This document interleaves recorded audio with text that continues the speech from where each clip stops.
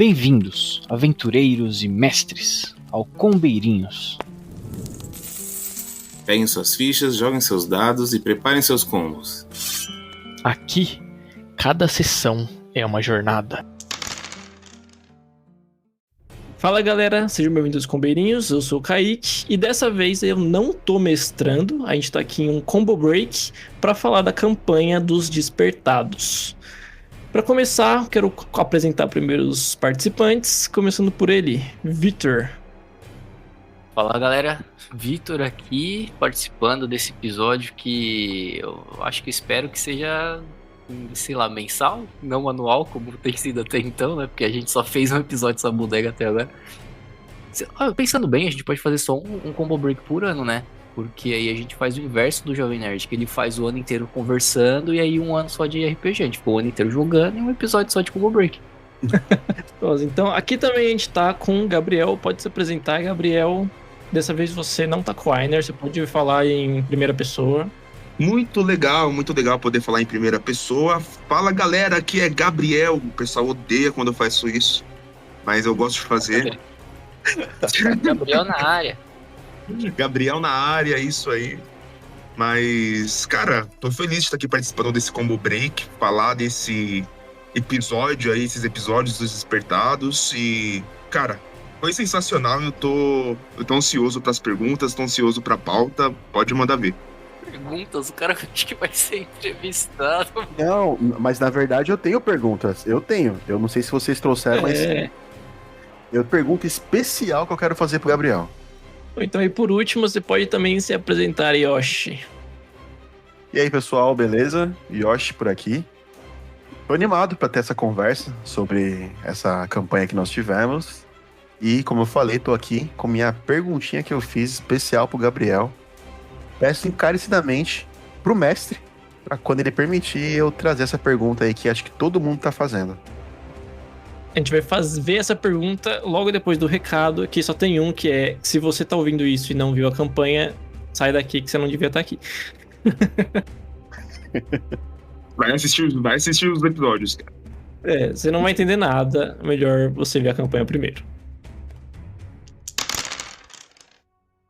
Bom, antes da gente começar de verdade, eu queria primeiro fazer um resuminho da campanha pra gente lembrar mais ou menos o que aconteceu, ficar mais fresco na memória.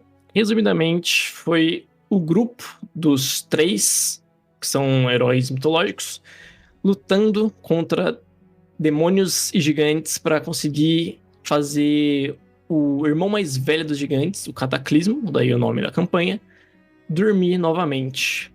Show de bola. E seguinte, deixa eu perguntar um negócio. Como é que foi, tipo, a criação desse negócio do Cataclismo, assim? Porque a gente tava jogando e a gente acaba, tipo, não tendo muito tempo, assim, pra aprofundar na história e tal, mas...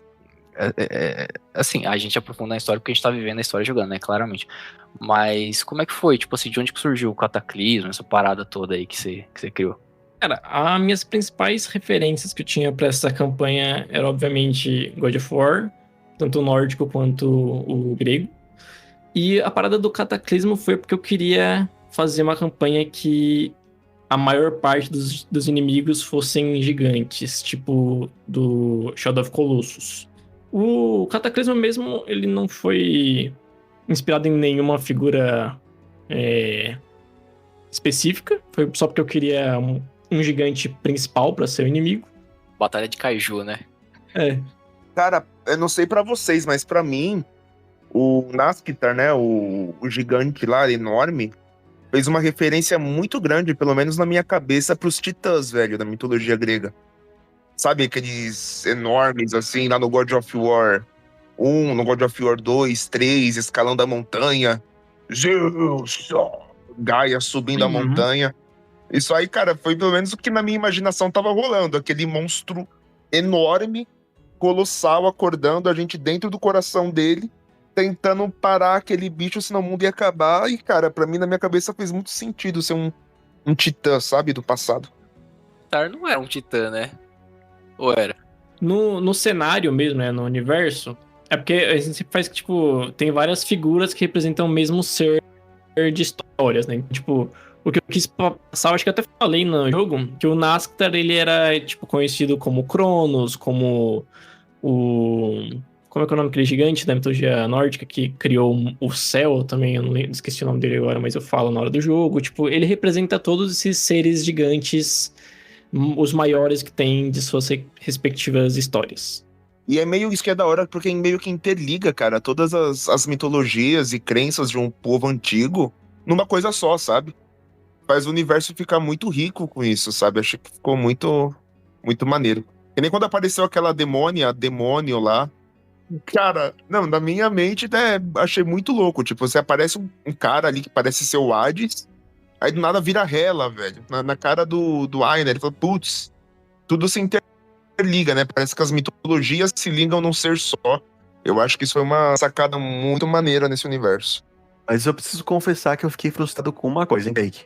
A gente não teve uma Hydra pra enfrentar. Eu jurava que ia ter uma Hydra em algum momento.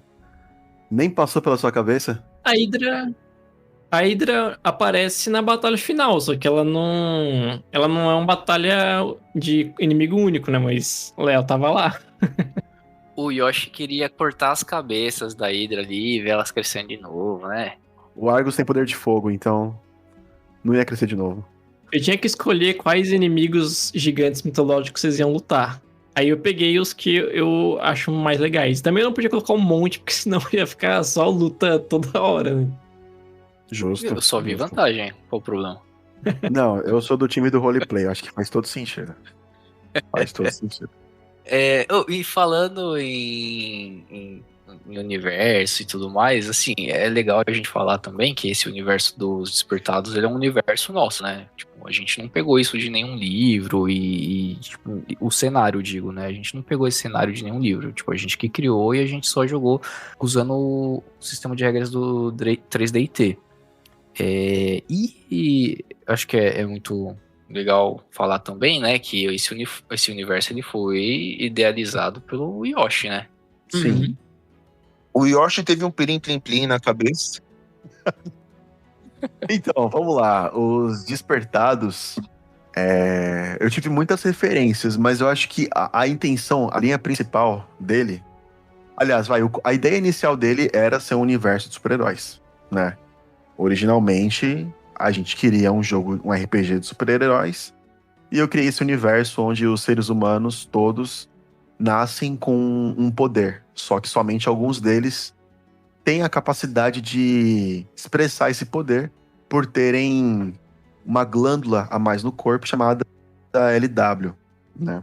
Mas a intenção também era de que tivesse um pouco o efeito Assassin's Creed, sabe? Porque eles fazem muito isso nos jogos, né? Eles fazem toda a releitura da história do mundo, adicionando os assassinos e os templários lutando um contra o outro, né? Então eles pegam figuras históricas e explicam dessa forma coisas que aconteceram historicamente nessa visão. E eu achei que seria legal ter um universo onde a gente também pudesse explicar alguns grandes feitos da humanidade, eventos incríveis que aconteceram na história, pensando, e se isso foi causado, na verdade, por um super-humano? Então daí nasce a Crônica dos Despertados, sendo que os Despertados são aqueles que têm os seus poderes despertados por terem essa glândula. Pô, eu acho da hora, tipo, esse universo todo, porque essa campanha que a gente jogou, ela culmina em vários jogos que a gente já teve antes de ter esse gravado, né? Tipo, eu nem sim. lembro quando foi o primeiro jogo que a gente jogou nesse mundo. 2016, uma madrugada. É isso, né? Foi, na época que a gente tinha forças Pra virar a noite jogando. energia. Hoje eu virar a noite jogando, comendo salgadinho. Na época que a gente jogava presencial ainda, isso, cara. Você Pedia tá maluco, esfirra. faz tempo. Todo mundo morava na mesma cidade, pedia esfirra. Não, e sabe, tipo, o Yoshi, pra quem tá ouvindo, ele é o cara das one-shots, né? Tipo, no nosso grupo, sempre que a gente pensa assim, quem vai mestrar é o one-shot? A gente joga na mão do Yoshi, porque o Yoshi, ele cria a história ali na hora e a gente joga. E a gente falou assim, a gente quer jogar uma história de herói. Yoshi, te vira. E aí ele pegou e criou todo esse mundo e a gente começou a jogar, né? A gente começou primeiro a jogar com heróis, vamos dizer assim, na era de ouro dos heróis ali nos anos 60, 70, por aí. Anos 70. A primeira aventura foi 70 e 80, né? Foi no esse período. Isso, ela termina nos anos 80. Inclusive, cara, meu personagem pra essa campanha que eu não joguei era o Midgard, que era um nórdico também. Queria muito jogar com o nórdico. Ele só teve que esperar 10 anos pra fazer isso. Aí, ó. Inclusive, É. curiosidade aqui, eu tinha até o token do Midgard feito aqui por se algum motivo vocês encontrassem ele. Mas Caraca, tinha velho. chance de se encontrar com ele? Tinha, vocês estavam livres para fazer o que vocês quiserem. Eu falei lá na hora de procurar os aliados, vocês foram atrás, por exemplo, do Necrotar, que tava no Hades, no submundo. Mas se vocês quisessem, tipo, insistir em, sei lá, procurar outros aliados, ele era um possível também. Caramba! Nossa, mas eu acho que a gente fez a escolha certa, porque Necrotar foi um excelente aliado. Foi. Na verdade, nosso maior aliado nessa parte aí foi a possibilidade da gente conseguir correr. Porque no finalzinho ali, a gente pulou umas 3 lutas que a gente falou, não, vamos correr dessa. Não, vamos correr e levar dano. Acho que foram 2, eu acho, que vocês escorreram. A mecânica de batalha em batalha campal ali foi da hora, foi da hora. Foi muito bom. Foi complicada também, porque dá uma pressão em cima da gente, porque a gente não sabia quantas batalhas iam ter mais, né? E as nossas cartinhas iam acabando ali. E falou, mano, se continuar essa paradinha aí, a gente vai morrer nessa batalha campal e acabou o jogo, né? Começou a bater um desespero, porque a gente não tinha noção de quanto que a gente tava avançado nessa luta de exército. E aí a gente fala assim, pô, vamos correr, porque senão os nossos PM vai acabar, né? E ainda tinha uma luta depois disso. A gente sabia que Tinha depois a a gente boss ia fight. enfrentar a batalha final, ainda ia vir sem nenhum direito de descanso. Nossa, tinha boss fight com o Demônio Aranha. E depois disso, assim, vocês não sabiam disso, mas eu já tinha planejado previamente que depois que a gente saísse de lá, a gente ia lutar contra o Ares, que foi o que aconteceu. Então a gente tava ferrado 2 vezes. Eu ia ferrar a gente 2 vezes, porque eu ia fazer a gente lutar contra o Ares, foi o que eu fiz. Aquela luta contra o Ares foi uma das lutas mais legais que eu já fiz, que era, tipo assim, o mais forte que vocês enfrentaram de longe da campanha inteira e vocês sem nada. Foi. Totalmente lascados. Cara, e eu fiquei feliz nesse jogo também, que eu acho que foi o combo que mais deu certo que eu já fiz na minha vida, cara, esse do Ainer. Quando ele bate no Deimos e no Malak ao mesmo tempo, com aquela magia de luz, aquele poder de luz de adaptador. Eu acho que foi o combo que eu fiz que mais encaixou na minha vida, cara. Batendo acho que 140 de dano em cada um, os bichos se defendendo. Foi muito louco, cara. Foi forte pra caramba mesmo. Posso aproveitar aqui o momento para fazer a minha pergunta pro Gabriel já? Claro. Já até sei qual que vem. Eu quero saber muito do roleplay do Ainer. O que aconteceu? A evolução dele de um viking pra uma meba, pra um viking. Conta pra gente aí. A involução. Eu tenho uma desculpa perfeita pra isso, cara. O Ainer, ele tem muitas personalidades. Mas eu fiz isso de propósito? Óbvio que não. Fazia um ano que eu não jogava com o Ainer, eu não lembrava nem como era a voz dele, cara. Então, eu tenho TDAH, gente, eu tenho laudo de TDAH de verdade. Então eu esqueço as coisas com facilidade, cara. Então se demora de jogar uma campanha e outra, eu perco o personagem de vista, se não estiver na minha mão. Uma semana pra outra, ele mudava completamente, cara. Ah, não, aí depois que entrou a piada, já era. Eu comecei a mudar a personalidade dele de propósito, mas... No final, mano, eu tava editando os episódios, né? Nos últimos 2 episódios, o cara tá só tipo assim, quero comer isso aí que tem gosto bom. Cara, ele perdeu completamente, mano. Depois virou piada. Então, eu tive que encaixar isso no roleplay e fazer ele ser um burrão com múltiplas personalidades, velho. Não, mas depois eles ficou só com uma depois, só uma restou, né? Que é o cara que tá com fome, quer comer até pedra e faz um acordo pra ir pro inferno, assim. Tipo, ele faz... Assim, as piores escolhas possíveis o Ainer fez. Cara, essa é a graça de fazer um personagem imortal, velho. Você pode fazer qualquer merda que você quiser, que seu personagem não vai morrer, mano. Nossa, e parar pra pensar que era ele que o... Me fugiu o nome agora. O Malak. Que o Malak tava atrás, né? Me parou pra Era ele. pensar agora. Mano, O Malak tava atrás de um grande guerreiro que tinha um sangue incrível. E quem era esse grande guerreiro? Um viking que quer comer tudo. Sim. É que isso ficou mais no backstory do Ainer, né? Mas, tipo, o Malak, ele já tinha se enfrentado várias vezes. E o Ainer sempre ganhava dele, porque o Malak era um demônio, mas o Ainer era bem mais forte que ele. Ele só foi conseguir bater de frente com o Ainer depois que ele pegou lá a caixa de Pandora e começou a se alimentar das almas. Justo. Eles ficaram fortes pra caramba, né, meu? Mas aí o Kaique deixou eu mexer umas 3, 4 vezes na ficha. Igual eu deixo de fazer com o Braver, né? O Kaique foi um mestre muito bonzinho.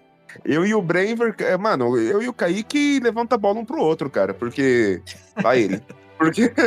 Porque, mano, o Kaique mexeu nessa ficha do Braver umas 5 vezes. Do Ainer eu mexi umas 4. Não, mas o Braver, pelo menos, eu mexo assim. Acabou a aventura, eu vou lá e mexo. Você era de uma sessão pra outra, cara. Uma semana pra outra. É porque essa era uma campanha curta. Falando na caixa de Pandora, puxando aí o assunto que você citou, eu queria saber uma coisa. No primeiro episódio, a gente enfrenta o Malak, certo? E ele tá com a caixa de Pandora. E eu tento pegar a caixa de Pandora dele. O que acontece se eu pego? Cara, assim, na minha cabeça, na verdade, eu nem lembrava que, eu tinha escrevido a cena lá que ele tava com a caixa de Pandora, só que eu nem imaginei que você poderia tentar roubar a caixa dele. Então, assim, se você roubasse a caixa dele, eu provavelmente ia ter que mudar muita coisa na história. Ele provavelmente, Sim, porque- ele primeiro ia ter que tentar roubar a caixa de volta antes de conseguir pegar o sangue do Ainer. É porque eu fiquei pensando assim, depois que o jogo acabou, essa única cena que eu tentei, assim, eu só falhei por conta de um dado ruim, porque eu Foi. conseguiria facilmente. Se eu consigo, cara, muda toda a história, porque o plot é o Malak tentando pegar o sangue do Ainer pra liberar o cataclismo. Mas pra isso ele Uhum. precisa da caixa de Pandora pra ficar forte. Se ele não tem caixa de Pandora, acabou.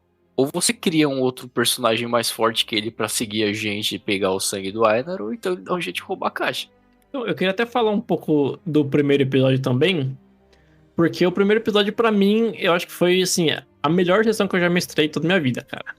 Que eu consegui introduzir, eu acho que tudo que eu queria pra campanha. Tipo, se você for ver, no primeiro episódio introduz já os personagens de vocês, a motivação de vocês, introduz os 4 vilões principais, os 5, na verdade.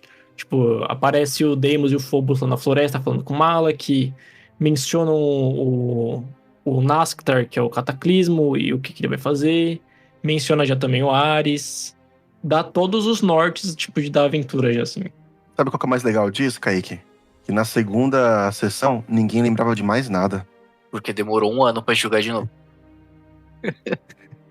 E você que tá ouvindo os podcasts aí, os episódios editados bonitinhos, ó, considere-se um privilegiado, porque você tá conseguindo acompanhar tudo assim, direitinho, em ordem cronológica, não demora muito. A gente pra jogar, vixe, assim, não teve a anotação que salvasse a nossa memória. Não teve, cara. Foi. A gente jogou acho que 2 temporadas de Tormenta depois que terminou ainda o. Foi, né? A gente jogou a primeira sessão, aí a gente tava, tipo, na meio de Tormenta, e aí a gente jogou, tipo, num dia que eu acho que o Lucas não ia poder jogar, ou o Little. E aí, tipo, a gente jogou a primeira sessão, e a gente foi continuar jogando a Tormenta, e ficou lá parado na primeira sessão, Despertados. Foi. Meu Deus do céu. A gente nunca mais pode fazer isso. Não, foi péssimo. Não, mas a gente aprende errando, né? Cara, eu queria saber, eu tenho uma pergunta também, eu deixei algumas perguntinhas anotadas, cara.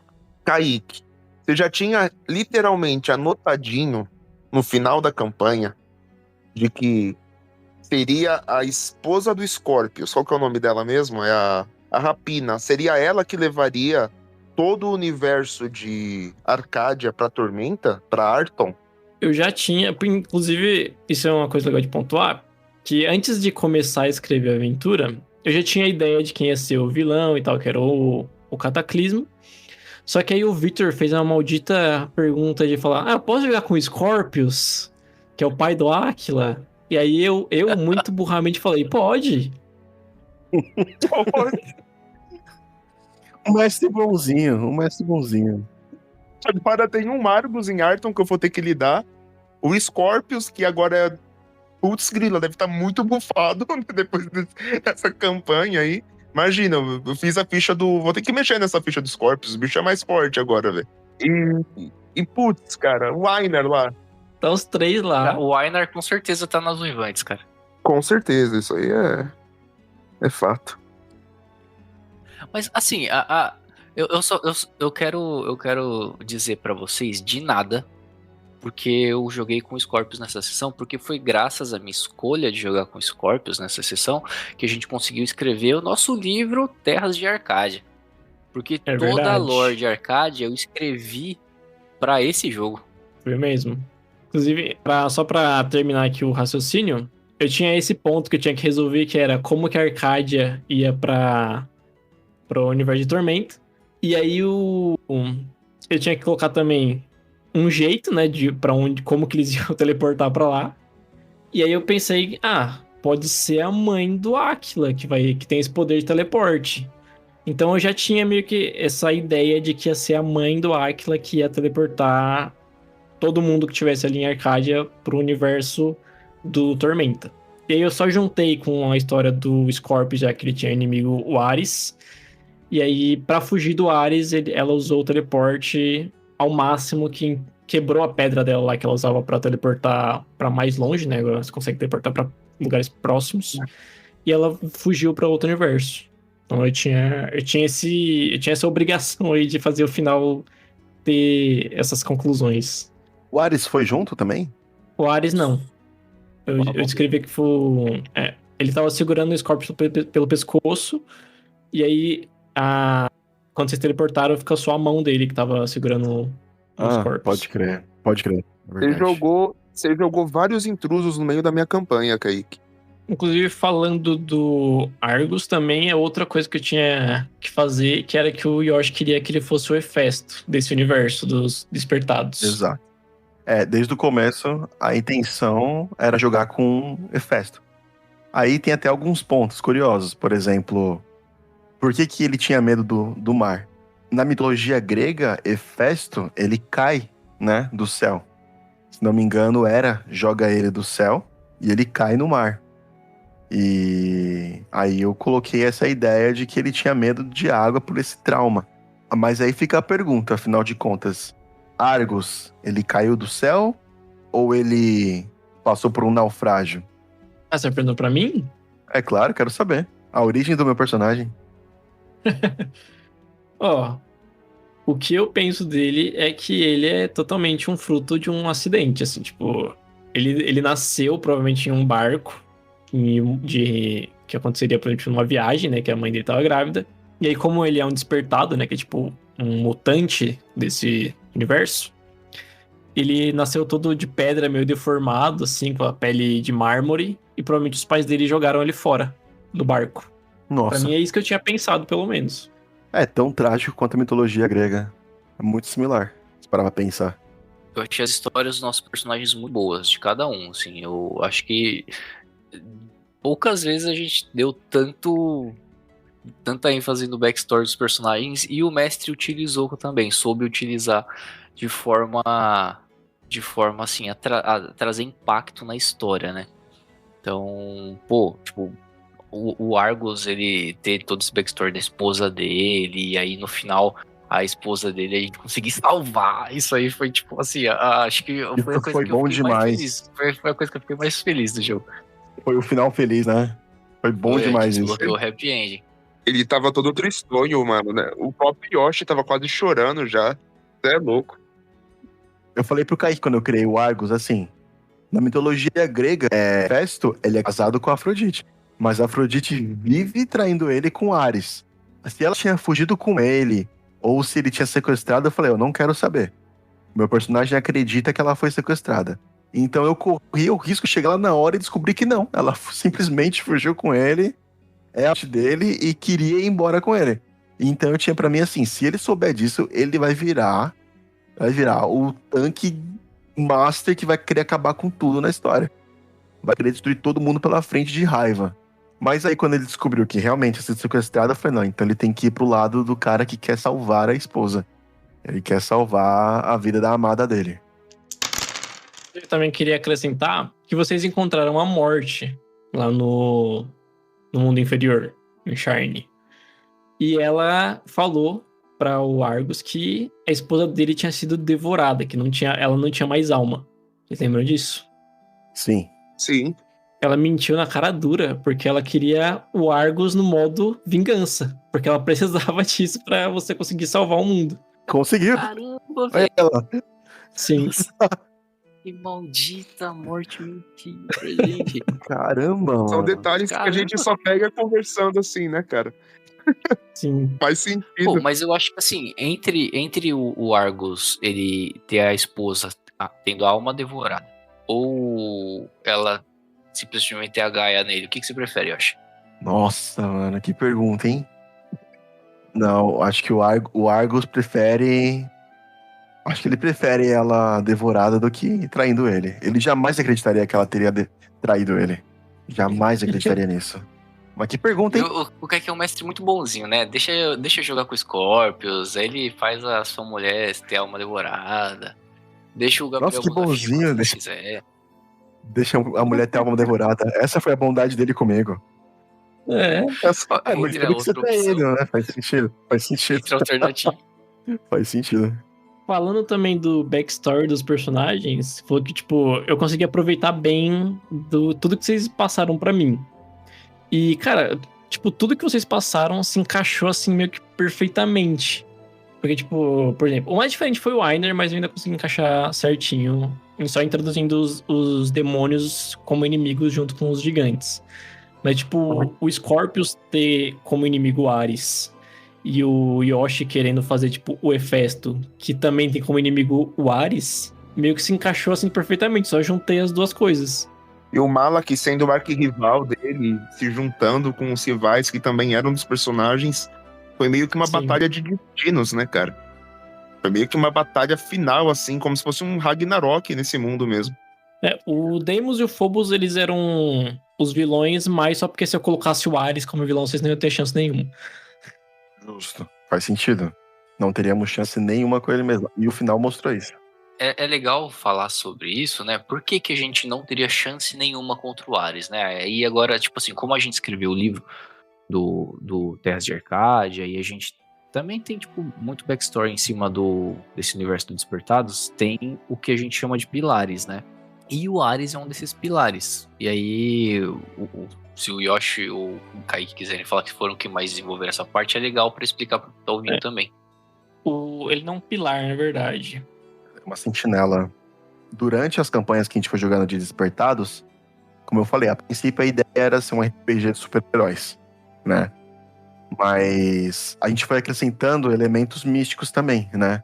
Até que chegou um ponto que isso estava tão grande que a gente pensou, precisamos colocar ordem nisso, porque virou uma bagunça. Aí, na verdade, quem curou dessa parte de criar uma mitologia, de criar a nomenclatura para como funcionam as divindades, foi o Kaique com a ajuda do Gabriel, se não me engano, não foi? Vocês tiveram participação nisso. Foi. Pegava meu universo, ficaram criando um monte de coisa e só falava assim, o que você acha, Josh? Aí eu tinha preguiça de ler e falava assim, não, tá legal. Cara, eu mesmo criei muita coisa. Essas paradas de deuses, de monarcas, o Kaique consertou tudo depois. Eu fui o culpado de... A gente nem tinha o Combeirinhos ainda, e aí, tipo, o Gabriel fez muito baseado num anime lá. Qual que é o anime? Não lembro qual que é o nome agora. Cara, era um anime que tá muito famoso, estourado hoje em dia, mas na época nem se sabia da existência dele quase, que era o Solo Leveling. Tava começando a sair uns episódios de mão A do Solo Leveling. Eu fiquei muito pistola quando eu soube que você tava pegando as coisas. Nossa, mano. Quando eu soube que as referências já vinham de um lugar, eu falei, nossa. Essa parada de monarca é muito legal. Imagina um universo que tenha deuses, e os deuses têm poderes. E, nossa, eu fiquei fissurado nisso, cara. Tipo, um outro universo. E aí eu comecei a criar muito baseado nisso, né? Na ideia de monarcas, etc. Eu peguei e apresentei essa ideia pro Kaique. E o Kaique, nossa, que incrível. Até que descobriram que era baseado em uma coisa que já existe. Aí perdeu a graça. ficando louco. Isso é um negócio que acontece frequentemente, né? Eu queria abrir uma aspas Não. aqui. Precisamos falar sobre isso. Isso aí foram 10 anos atrás. A gente já elogiou o Gabriel pelas histórias dos personagens deles, mas é porque ele sempre pega algum anime obscuro, alguma coisa assim, pra copiar na cara dura a história do personagem, e depois que a gente descobre, a gente fala, ah, mano, Gabriel. Não, só no Despertados, teve 2 no Despertados. É copiar mesmo, assim, tipo, copia até o nome. Até o nome é igual. Falou, não, eu criei um cara que ele é um homem das cavernas, fortão, não sei o que, o nome dele é Pico. Eu falei, nossa, que da hora a ideia. Aí, descobri que era referência. Bach. Aí daqui a pouco, não, fiz um cara que ele tá no meio de um jogo. O poder dele é ter um jogo na vida real. Aí ele faz download, não sei o que, tal. Eu curti muito o Vulto Branco. É que um dia, tomara que a gente faça um remake disso e grave, o pessoal conhecer os personagens. Mas o Vulto Branco, quando eu ouvi, eu falei, mano, que ideia sensacional esse personagem. Imagina a minha frustração quando eu soube que você pegou de um anime, cara. É porque, cara, em minha defesa, iam ser one-shots. Esses universos que surgiram no passado iam ser one-shots. E como eu sempre gostei de ler manhwa e mangá, cara, o mangá do Grappler Bach era pouquíssimo conhecido. Só tinha o Pico em mangá em japonês, velho. Pra eu conseguir ler isso, eu tinha que traduzir pra português e ler. Então eu falei, qual que é a chance desses caras saber quem é esse personagem? Não tem. E cara, eu sempre quis jogar com esse Pico, cara. Então, como vai ser uma one-shot, eu vou aproveitar e vou jogar com esse personagem que eu acho demais, sabe? Todo mundo tem uma vontade, assim, de jogar com um personagem que gosta muito. Então, beleza, vai ser uma one-shot, eu vou arregaçar com esse personagem. O do Pico foi um shot mesmo, né? Não, começou a se estender, o Pico ficou importante no universo, aí até Não, mas ele ficou descobre, importante depois. Aí depois que começou a sair episódio de Bach na Netflix, mano, e o Vitor assistiu e viu o Pico lá, que merda que é essa? É que a gente tá saindo muito da pauta aqui, mas eu queria expressar minha indignação com o Gabriel, porque eu tava assim, pô, saiu um anime legal na Netflix aqui, deixa eu assistir. Aí eu comecei a assistir, aí eu vi ali, tipo, pô, peraí, onde é que eu já vi essa história antes? Aí eu comecei a lembrar, peraí, o nome do cara como é que é? Pico? Mano, o Gabriel copiou. Desgraçado! Eu imediatamente mandei no grupo, falei, cara, Gabriel, você é muito sujo, olha isso. Mano, você enganou todo mundo e não falou nada. Você é muito sujo. Todo mundo elogiando seu personagem, a história dele. Voltando pra pauta, então, o Vitor tinha falado dos pilares aí e tal. Resumidamente, que tinha os pilares, que são... Então, tipo, como se fossem os fundamentos do universo, assim, né? Tem um pra cada elemento da natureza, tem um pra vida, um da morte. Tipo, todos os aspectos têm um pilar. Acho que são 8 no total que eu tinha feito. E esses são coisas, tipo, meio que materiais. Assim, eles não têm uma consciência, eles não são personagens. E os sentinelas são como se fossem os filhos desses pilares. Então, tipo, cada um meio que representa um dos reinos. Eu não vou falar todos os reinos aqui, porque tem uma porrada, e eu acho que eu já fiz isso no primeiro episódio da campanha. Eu especifiquei bastante cada reino e tal, como é que é cada reino. Mas eles são como se fossem os guardiões de aspectos do universo, né? Tipo, os da mitologia grega, que viraram a mitologia grega, são os que cuidam da parte das emoções e tal. Os da nórdica são mais de vigilância, proteção, justiça. E cada um tem a sua parada. Os da mitologia japonesa são os da natureza. Aí, além dos pilares, tem o pilar da força. Os descendentes da força são os gigantes. Então, eu digo lá que o Nazgûl era o irmão mais velho dos gigantes, é porque ele foi o primeiro filho da força. Tipo, ele é o primeiro filho da representação da força. Foi a primeira criatura que a força criou. Ele era muito forte. Pra cada pilar tem o seu povo, só que eu não entrei muito nesse aspecto, porque senão ia ficar muito complicado pra essa campanha. Eu acho que assim, é legal mais pra frente a gente pensando no futuro lá, né? E se a galera que tá ouvindo a gente quiser comprar, a gente também ia ficar muito feliz. Da gente escrever um livro, talvez um sistema nesse cenário, um sistema e cenário do Combeirinhos, eu vejo o futuro aí. Inclusive, curiosidade também que eu acho que é legal a gente mencionar é que a primeira vez que a gente jogou esse cenário foi com o Mutantes e Malfeitores. Não sei se é porque a gente era inexperiente, não sei se a gente fosse jogar hoje em dia ia ser melhor, mas o 3DT, nossa, mudou pra muito melhor, cara. Olha, em defesa ao sistema, a primeira vez que a gente jogou, tem que levar em consideração duas coisas sobre o mestre. Eu só tinha jogado RPG uma vez, e na segunda eu fui mestrar já. E segundo, eu tive muita preguiça de ler o livro, então eu fui mestrar, eu não sabia o que era um ataque de oportunidade. Então, o livro não é todo culpado, mas, de fato. Não, mas o livro do Mutantes e Malfeitores, ele é um pouquinho complicado mesmo. É que a gente tava Ele é. com sistemas mais simples, assim, né? Comparado com um D&D 5e, por exemplo, Mutantes e Malfeitores, Sim. eu acho ele bem mais complicado. Depois a gente tentou ainda jogar, né, com ele mais uma vez e percebemos que ele realmente travava um pouco a ideia. Não, mas resumindo, assim, o 3DT é muito... Ele para o que a gente queria, ele era um sistema perfeito, assim, porque dá pra você encaixar...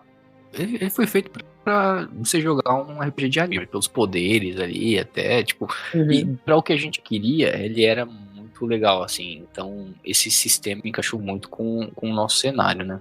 O 3DT foi feito pra isso, né, cara? Nossa, encaixou bem demais. Eu queria comentar também que essa não é a primeira vez que a gente joga nesse cenário aqui no Combeirinhos, né? A gente jogou uma dual shot lá com o pessoal da Quack, tá gravado aqui nos Combeirinhos, que é a do Projeto Gênesis. Ela é uma one shot lá nos anos 60, se não me engano. E ela é uma história mais de super-herói mesmo, com personagens mais de quadrinho e tal. Esse meu personagem ficou engraçado, cara. Um Gogo Boy. É. Essa one shot foi muito bacana também de jogar. Muito Essa legal, foi tem o pessoal muito- da Quack com a gente. Deu muito certo jogar com eles. Foi muito da hora. A história ficou muito boa também. E eu achei legal no comecinho ali a interação de todos os personagens. Os momentos que a gente teve, tanto na base quanto no café. Quem não ouviu, corre lá pra ouvir. Vale muito a pena também. Os memes que saíram dessa campanha foram incríveis, cara. Um dia a gente vaza eles. Tá na aventura o meme do Yoshi. Eu tava aqui perguntando. Mas que meme? Que meme? Agora que eu entendi. Ele quer comer cookies. Coloca na edição aí, Kaique. Eu posso Coloca colocar na na edição. Foi esse momento aqui que o microfone do Yoshi falhou. Vamos andar rápido, pois eu quero comer cu. E o Jorge entrou em choque. Que ele ficou perguntando, né? Foi, o que ele quis dizer?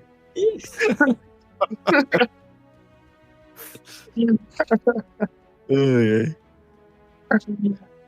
A gente tem alguns outros planos pra esse universo. E a gente tá... Eu quero fazer um remake da aventura que a gente jogou no passado, uns 10 anos atrás. Só que trazendo agora pro Combeirinhos também. Porque tá na onda, né? Todo mundo tá fazendo remake de tudo que é jogo. Por que a gente não? Aí o Yoshi pediu pra eu mestrar, porque ele queria ver como que seria essa história por outra ótica, né? Outra narração. Depois de anos mestrando esse jogo, eu gostaria muito de jogar. Tipo, até a sensação de jogar o universo criado, sabe? O Yoshi, ele criou o mundo, mas agora ele tá querendo andar pelo mundo. Ele tá querendo... Exato, é isso. O Yoshi é Jesus do Despertados.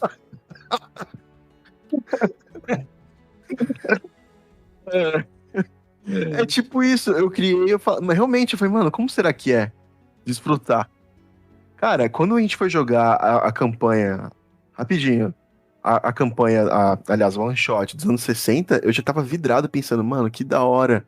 Pela primeira vez eu vou pisar nessas terras. Pior que foi a primeira vez que você jogou, né? Foi. E além disso também de super-herói, o Yoshi tinha falado de uma ideia também que ele queria fazer. Pode falar um pouco mais se quiser, Yoshi. Existe uma das sessões, né, uma mini campanha, na verdade, que nós jogamos. Foi muito marcante pra gente, eu acho, chamado Até que o Sol Nasça Outra Vez. E ele se baseia na mitologia japonesa, né? Então, a gente tem o plano de, logo menos, fazer também um remake dessa campanha. Inclusive, a morte que apareceu na campanha do Kaique faz parte também dessa mitologia, que é baseado nos Shinigamis.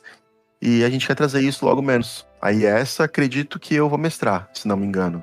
A gente combina, Kaique. Mas... Eu não manjo nada de mitologia japonesa, tem que ser você. Nossa, é muito Então- bacana, cara. Deve ser muito louco esse remake. Então, alguma coisa aí deve acontecer. Essa campanha, eu acho que pra gente, pelo menos pra mim, traz um grande afeto, porque a gente começou ela em 2019, e aí ficamos alguns meses, porque a gente jogava presencial, e a gente voltou a jogar na pandemia. Todo mundo em casa. E a gente voltou, falou, vamos jogar agora, vamos dar um jeito aqui da gente estar junto, jogando. A gente começou a jogar lá pelo ouvinte. Na verdade, a gente começou pelo Discord. Eu lembro que eu tava até sem microfone. Discord em texto, cara. E era por então, eu texto. escrevendo, porque meu microfone não pegava no Discord, não sei porquê, eu digitando, feito louco, e vocês interagindo. É porque, tipo, o Yoshi escrevia, tipo, a fala dos NPC, e aí, tipo, a gente pegava, sei lá, Kaique faz a voz da velhinha. Nossa. O Victor fazia a voz do vilão. É assim mesmo, né? Então, bom. Vou fazer remake de Maldição de Strade também. Agora vocês estão fazendo remake, também quero. O universo do Despertados também tem, pra mim, um momento muito afetuoso, assim, que eu curti muito. E foi quando o Kaique mestrou só pra mim e pro Yoshi. Acho que ninguém comprou essa ideia, cara, direito. Mas foi quando o Kaique mestrou aquela ideia da escola de super-heróis. Nossa, foi é verdade. verdade. Essa história era mó boa, cara. Eu gostei muito dessa história, cara, muito dessa história. Eu jogaria 1000 vezes de novo aquilo. Pô, essa é uma que eu queria poder jogar, mas eu por forças maiores, eu não consegui jogar nessa época. Cara, foi muito boa essa daí. Foi um dia só, mas foi muito legal, né? Foi 2 sessões, eu acho que. Foram 2 sessões, né? É. Se passava em Aquapana, né? Não lembro que cidade que era. Era Aquapana. Um dia a gente traz aí, se a gente desenvolver mais o motivo do nome de cada uma das cidades. Quando a gente começar a falar mais. Sim, mas tá aí, né? Quem é observador, quem tem a percepção alta, consegue sacar o que liga aí o nome das cidades. Hoje só foi mostrada 3 cidades, né? Foi Aquapana, San Pellegrino e Evian City. Evian City? É verdade, Evian City. Por enquanto foi só essas 3 que apareceram. Se alguém quiser ir atrás das referências, o certo não seria nem San Pellegrino, é San Pellegrino, não é? Mas a referência tá aí pra isso, né? Agora eu acho que tá entregando já. Tá entregando a fonte. Então corta a fonte. Entregando a fonte. Só encerrando o assunto das campanhas. Essa aventura acho que não tem nem como continuar. Só se for continuar vai ser em Tormento. Não vai ser mais aqui. Olha, eu toparia jogar Scorpius e Tormento. Vai ser um choque. Eu não quero puxar outro assunto, mas imagina a gente na campanha lá de Tormenta, o Aquila tomando um pau de novo, morrendo pela 3ª vez, o Branver não conseguindo combar, aí o Cachal e a Aurora lá correndo dos bichos e o Cachal perdendo o braço de novo e tal. Aí do nada aparece Scorpius, Argus e Ainer. Meu Deus do céu. Nossa, cara, se aparecem os três juntos. Ixi. A minha pergunta é: como que a Irmith, aquela giganta lá, que é a guarda-costa da rainha, pegou o martelo do Ainer e ela também fala que lutou e venceu do Scorpius? Cara, isso daí vocês acompanham na 3ª temporada de Tormenta. Resumindo, gente, ele ainda não sabe. Cara, mas, eu sei que tem alguém mentindo nessa história aí. Você acha que é mentira? Cara, assim, a menos que o Scorpius estivesse cego, amarrado, com a perna faltando, eu duvido que essa giganta consiga ganhar dele, cara. É. Difícil, né? É difícil, né? Deixa eu pensar aqui em alguma coisa. Eu também sei. Realmente muito difícil vencer um Scorpion. Ainda mais que assim, nessa campanha, se contar o caminhão de corpos gigantes que o Scorpius deixou, cara. Então, cara, Foi. é que você me pegou de surpresa também, fazendo esse caminhão de corpos aparecer. O Scorpius não era tão forte em Tormento. A questão é quanto tempo se passou, é tudo que aconteceu nesse tempo, ele não é mais o mesmo, isso é verdade. dor nas costas É. vem.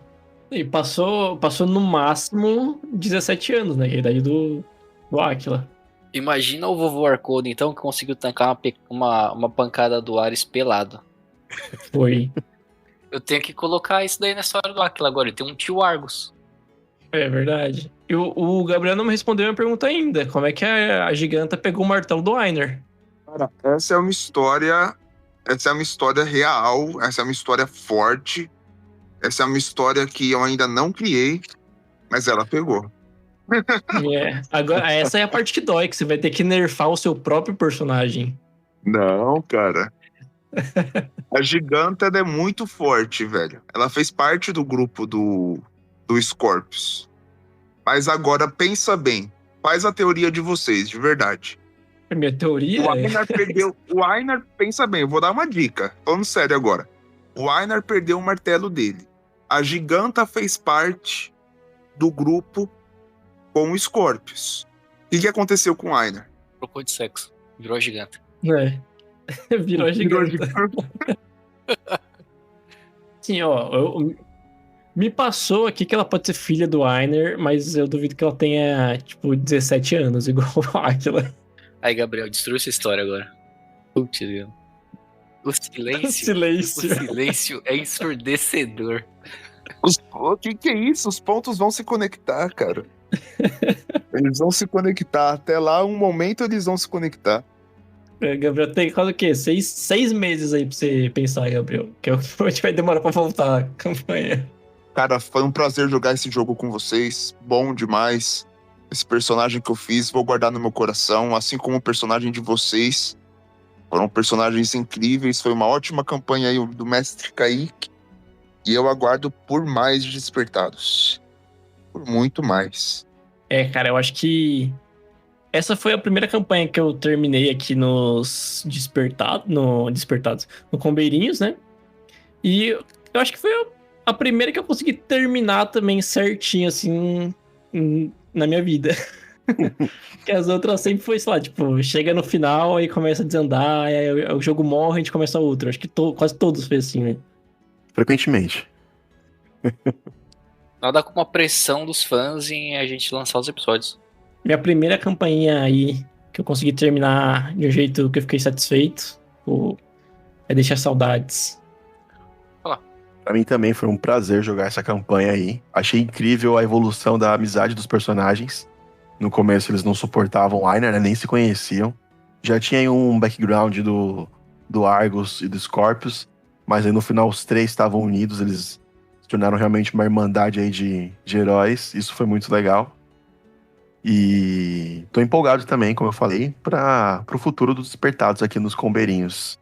Parabéns aí, Kaique, foi incrível, cara.